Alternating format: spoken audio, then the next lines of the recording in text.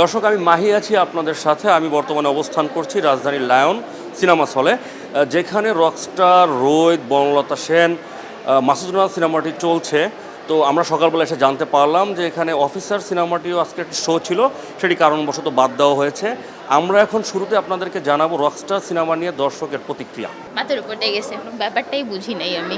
ভালো মুভি ভালোই ছিল, বাট মাদক জাতীয় যে সিগারেট বা এগুলো এভাবে দেখানো উচিত হয় না। কাহিনী তো বুঝলাম না, ডিরেক্টর কি বোঝাইতে চাইছে। শেষের মুহূর্তটা কি হয়েছে সেটা আসলে বোঝা যায় নাই। ফিনিশিংটা ভালো দরকার ছিল। অনেক ভালো। মাদকটাকে ইন্সপিরেশন ভাবে দেখানো ভালো হয়নি আসলে। আমি যে ধৈর্যশীল পুরাটা মুভি থেকে এটা প্রমাণ দিছি। বাজে ছবি মানে ধৈর্যের পরিচয় দিছি। অ্যাভারেজ ভালো। তো আশা করি সামনে আরেকটু ভালো হইলে আরেকটু ভালো হবে। একদম বাজে ছবি। একদম বাইরে যেতাম আমি পছন্দ পেলে ছবি হইলো। আচ্ছা, ভালো লাগছে অনেক। অনেক জায়গায় অনেক ড্রাগস এগুলো নিয়ে দেখানো হয়েছে, বাট আমার ভালো লেগেছে। আমার কাছে লাস্টের সিনটা প্রচুর ভালো লাগছে। এই লাগছে রকস্টার। অস্থির হয়েছে অস্থির, মানে সাবিক খান অনেক ভালো বানাইছে। কোনো কথা হবে না। সাকিব ভাই ছবি সবসময় তো ভালো। মোটামুটি ভালো লাগছে। সাকিব ফাটাই ফেল। I am still processing. Basically আমরা ইয়াং জেনারেশন যারা আছি তারা মূলত আগে যে সিনেমাগুলো হতো সিঙ্গেল স্ক্রিনের মধ্যে, ওই সিনেমাগুলো আমরা দেখে অভ্যস্ত না। এখন মাল্টিপ্লেক্সের মধ্যে যে ধরনের সিনেমাগুলো হচ্ছে, আর শাকিব খানের এখন যে একটা কামব্যাক হলো, পরান দিয়ে মূলত শুরু, বাট সেটা শাকিব খানের না, বাট এই বরবাদ, তুফান, তাণ্ডব এগুলো দেখার পর এখন শাকিব খানের যে কোনো মুভি যখন আসে আমরা চেষ্টা করি ফার্স্ট ডে ফার্স্ট শোটা দেখার, বাট আনফর্চুনেটলি কালকে পারিনি, এর জন্য আজকে আসছি। অনেকে মিশ্র প্রতিক্রিয়া দেখলাম যে ভালো হয় না এরকম। আসলে সবাই যদি শাকিব খানকে সবসময় মারামারি, কাটাকাটি বা একটু ভায়োলেন্ট দেখতে চায় তাহলে তো হবে না, একটু তো ভিন্ন কিছু দেখতে হবে। তাই আজকে রকস্টার দেখে একটু ভিন্ন কিছুই দেখলাম, ভালো লাগছে। স্টোরি বলেন, story is not for all. এটা মাস ফিল্ম না, অ্যাজ এটা একটা কার্নিভাল ফিল্ম। লাইক আপনার যদি অনেক আলাদা আলাদা মেটাফোর্স বা এগুলো যদি বুঝেন, it's going to be one of the best film. যেটা আপনি নিয়ে চিন্তা করার কিছু আছে, হইলোটা কি। It's a good film but not the regular massive film. এটা মাসিভ ফিল্ম না, দ্যাটস ইট। খুবই ভালো ছিল, কিন্তু শেষের মুহূর্তটা কি হয়েছে সেটা আসলে বোঝা যায় নাই। অসাধারণ অসাধারণ। ভালো ভাই, দুর্বোধ্য। ভালো লাগছে অনেক। বাইবেলের রেফারেন্সে তো বুঝলে ভালো লাগবে। অনেকের টেস্টে হয়তো যাবে না, সবার টেস্টের না মেবি। মুভি ভালোই ছিল, বাট মাদক জাতীয় যে সিগারেট বা এগুলো এভাবে দেখানো উচিত হয় আমার মতে।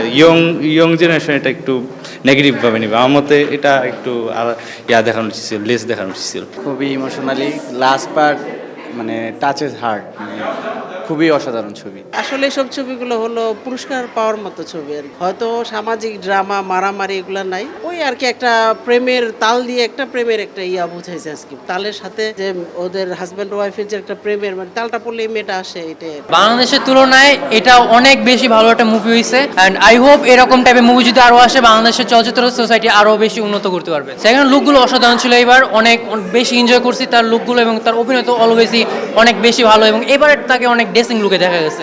Just it. রকস্টার ভালো লাগে, মানে এই স্টোরি সবকিছু সুন্দর ছিল, গানও ভালো ছিল। সবচেয়ে তো শাকিব খানের অ্যাক্টিং ভালো লাগছে সবচেয়ে। আমার কাছে লাস্টের সিনটা প্রচুর ভালো লাগছে। এই লাগছে রকস্টার। সাবিক খানের সেই লাগছে অস্থির হয়েছে অস্থির, আমার কাছে অনেক ভালো লাগছে পুরো ছবিটাই, মানে সাবিক খান অনেক ভালো বানাইছে। কোনো কথা হবে না। এক কথায় যদি ঠান্ডা ভাবে ছবি দেখে তাহলে সামাজিকের ভিতরে বাংলাদেশের শ্রেষ্ঠ ছবি। সামাজিকের ভিতরে বলছি, এটা সামাজিকের ভিতরে শ্রেষ্ঠ ছবি। সাকিব খানের 27 বছরের কেরিয়ার সামাজিক ছবি 1 নাম্বার। অনেক ডিফারেন্ট। এতদিন অ্যাকশন ছিল, এখন একটু রোমান্টিক ইমোশনাল, একটু ডিফারেন্ট ছিল, কিন্তু খুব ভালো ছিল। সাকিব ভাই ছবি সবসময় তো ভালো। মোটামুটি ভালোই হয়েছে, তবে আশা করি সামনে আরেকটু ভালো হইলে আরেকটু ভালো হবে। ফিনিশিংটা ভালো দরকার ছিল। মোটামুটি ভালো লাগছে। আলহামদুলিল্লাহ ভালো লাগছে। জাস্ট ইমাজিন, খুবই সুন্দর ছিল। এভাবে মাদকটাকে ইন্সপিরেশন ভাবে দেখানো ভালো হয়নি আসলে। মাদকটাকে রিপ্রেজেন্ট করা ঠিক না আসলে। এটা ইয়াং জেনারেশন বিরূপ প্রভাব ফেলতেছে, আর এভাবে অভিনয়গুলো দেখানো ভালো না।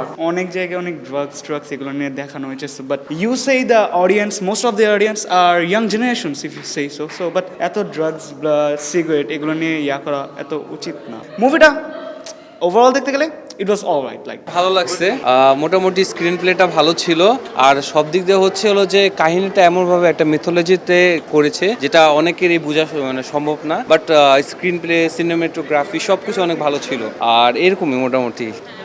স্টোরি যেটা, এই স্টোরিতে তো কিছু একটা থাকতে হবে, স্টোরিটা নাই।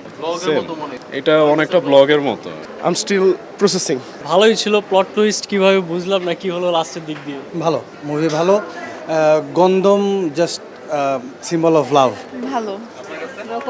ছবির স্টোরি লাইনিং নাই, কোনো স্টোরি কোনখান থেকে শুরু হয়েছে কোনখানে গিয়ে শেষ হইলো কিছু নাই। বসেছিলাম এটাই তো। বসে বসে সময় কাটানো আর কি। দর্শক শুনছিলেন যে রাজধানীর লায়ন্স সিনেমা হলে রকস্টার সিনেমার দর্শক সবচেয়ে বেশি। এর বাইরে মালিক, রোহিত সব সিনেমাই চলছে, তবে কিছু সিনেমা দর্শকের কারণে শো বাদ দেওয়া হচ্ছে। তবে তারা প্রত্যাশা করছেন যে ঈদের ছুটি শেষ হওয়ার পরপর দর্শক ফিরবে, রাজধানীতে যখন দর্শক ফিরবে তখন হলেও দর্শক ফিরবে। রাজধানীর লায়ন্স সিনেমা হল থেকে আমার কাছে এখন পর্যন্ত এইটুকুই।